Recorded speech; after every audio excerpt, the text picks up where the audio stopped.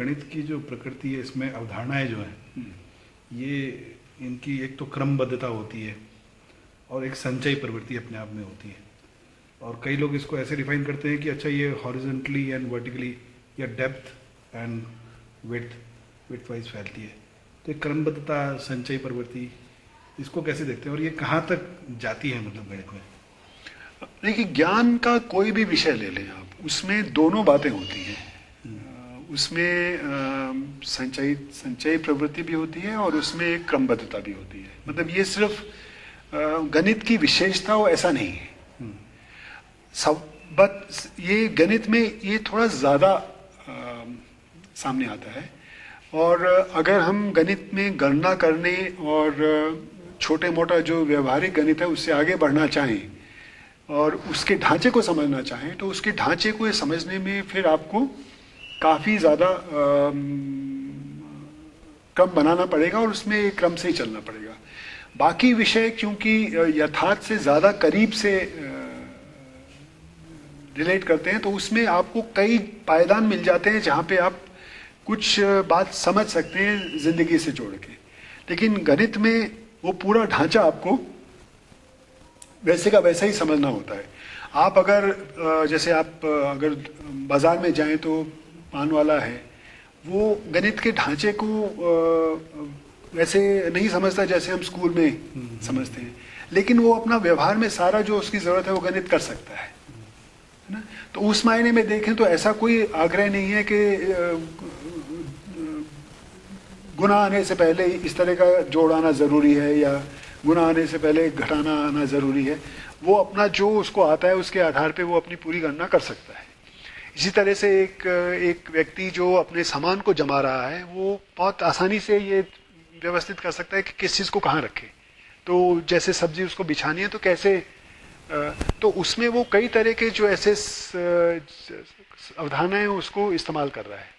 और उसमें वो जो इस्तेमाल है, लेकिन वो अनौपचारिक इस्तेमाल है ना। वो औपचारिक गणित नहीं है। औपचारिक गणित में आपको फिर ये बता पाना पड़ेगा कि ये जो मैंने इस्तेमाल किया ये इस आकृति में रखा, ये इसलिए रखा और इस, तो वो जब अपन मांग करेंगे फिर ये ज़रूर रिक्वायरमेंट होगी कि हम उसमें एक के बाद एक क्रम में ढांचे में अवधारणाएं सीखें। ये मतलब ऐसा भी है कि ये थोड़ा क्रमबद्ध है, लेकिन जितना क्रमबद्ध हम इसको मना लेते हैं, मान लेते हैं, उतना क्रमबद्ध होने की ज़रूरत नहीं है। क्योंकि सीखने में क्रमबद्धता के अलावा ये भी ज़रूरी होता है कि आप उस चीज़ को रिविजिट करें।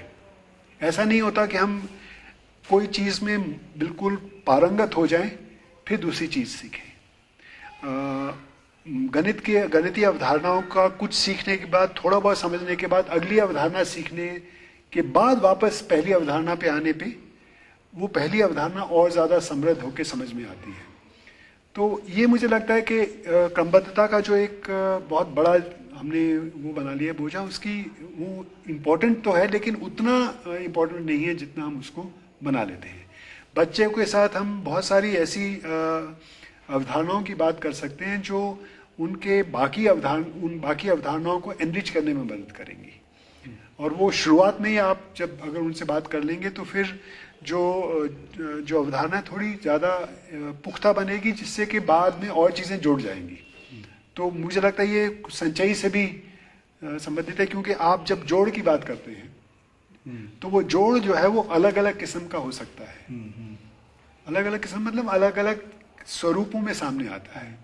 वो प्राकृत संख्याओं में भी हो सकता है, वो ऋणात्मक संख्याओं में भी हो सकता है, वो परिमेय संख्याओं में भी हो सकता है, कॉम्प्लेक्स संख्याओं में भी हो सकता है, और उसके बाद आगे मैट्रिसेस में भी हो सकता है। तो इन सब में जो जोड़ है उसका स्वरूप अलग अलग है। तो इसलिए शुरुआत से ही अगर इसका थोड़ा सा एहसास हम रखें तो फिर बच्चा जो है वो प्राकृत संख्याओं के जोड़ के जो स्पेसिफिक गुण हैं उनमें नहीं फंस जाएगा। वो फिर जोड़ को एक ज़्यादा व्यापक अवधारणा के रूप में समझ पाएगा।